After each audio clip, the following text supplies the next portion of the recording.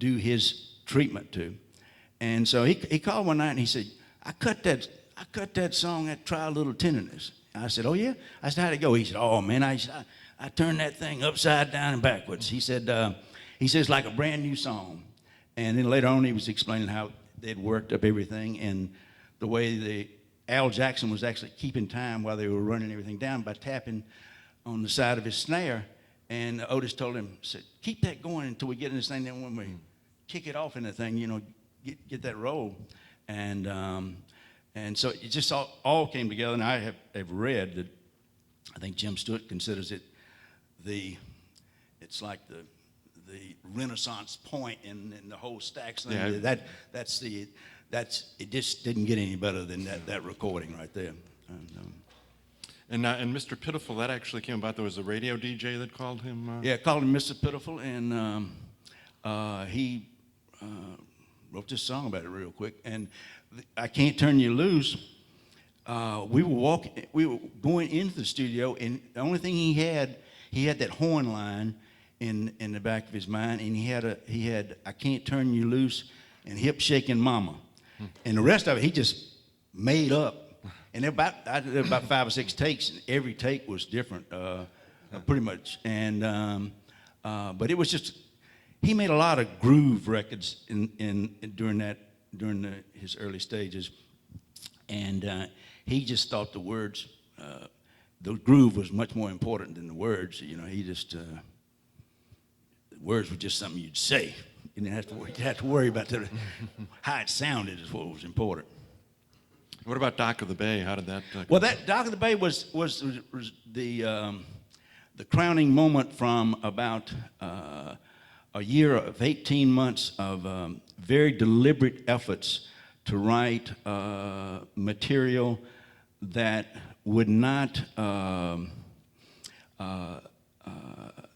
appear that he was turning his back on his black following, and yet would be have a crossover potential into a larger market. And he had started to draw his package show, annual package show, each year. He was drawing about 2/3 black and 1/3 white, and it was becoming much more enthusiastic. He was playing a lot of big homecoming events and whatnot for people. And Otis was I think probably the first rhythm and blues soul artist that really started selling albums, because he really made good albums. Everybody else, they had one hit, they cut 10 more things and stick it on there, and generally they were covers or something. Everything Otis cut, it was like, this is, nothing else is important but this particular song. And they cut every one of them as if they were cutting them for a single or for a good album cut. They really got into making good albums, R&B albums, which was not really true of the industry up until Otis. How did his appearance at Monterey Pop come about?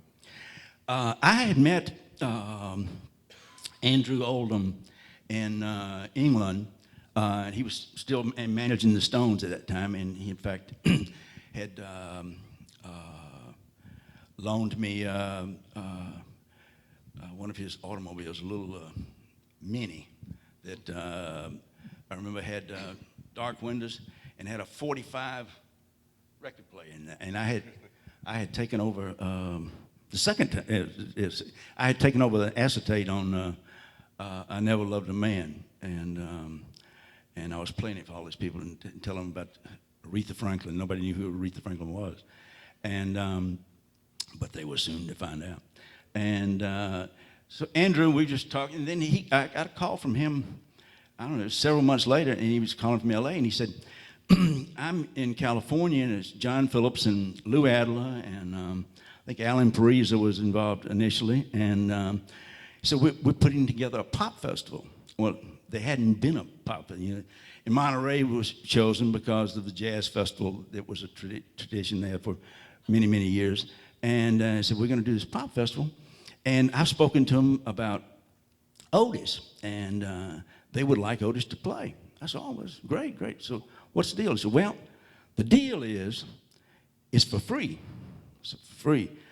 And one of the most difficult things in rhythm and blues management would be explaining to your client why he is going to fly to the West Coast and meet up with a band he hasn't played with in 6 months and to perform free for a bunch of hippies.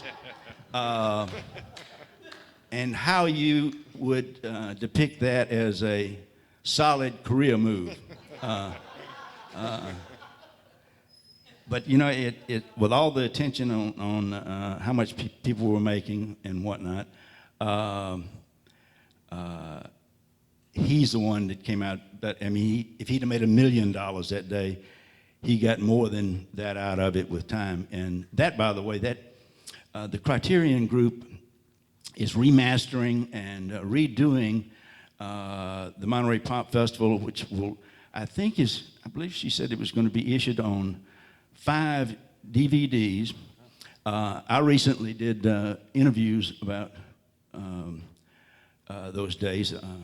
I think because I'm one of the few left alive from that time period. But it was, we flew out and we came down in a small plane from San Francisco. And we went out, I'll tell you a funny story. We were in this big lodge where we were staying. So Otis and I went to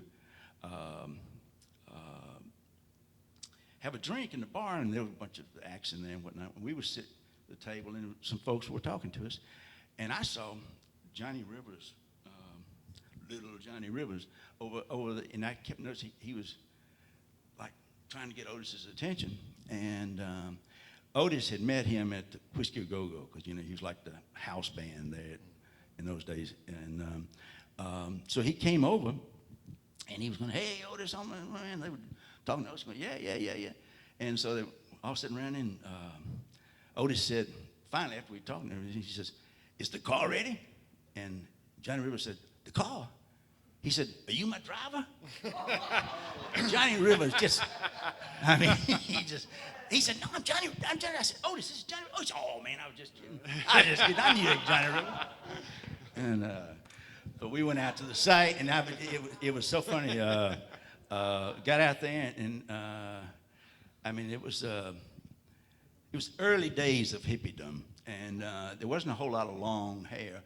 But everybody was just, you know, got peace signs painted on their heads, and everybody looks like they're tripping. And Mickey Dolenz is walking around, and Brian Jones is walking around with his regalia. You know, he's got furs and beads and, I don't know, silver and everything all over him. He looked like some knight from the medieval times or something. And but it was an incredible atmosphere, just very, very exciting. And Otis was closing on the Saturday night, and on before him was Jefferson Airplane, and I forget who was on before that, but Jerry Wexler had flown out, and I went out to see where he was seated before Otis went on, and Jefferson Airplane were just concluding their date, and Jerry said, "This is a mistake."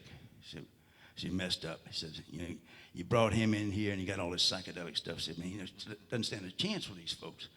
I said, "Oh man, he's gonna be all right." You know, God, my heart. Now what am I gonna tell Otis?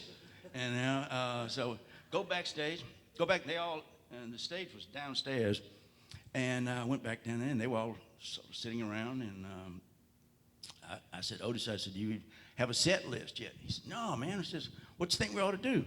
I said, "Well, hey, damn, we're going on in 5 minutes here." And he said, "Okay, but what you think?" So we did this little thing and got down to, "I've been loving you too long," and I said, "You know, they're calling this the love crowd and whatnot." I said, "Why don't you do one of your little recitation things here?" So that's when he did that, and that also was effective in slowing it down, because right after he did Shake, some hysterical person from the festival came, "You got to stop it. You got to stop it. The fireman says he's got to stop it. The people are standing in the chairs." And I said, "Great." I said, "That's what the hell we want." So you got to slow it down. Bring this pace down. And I said, well, okay.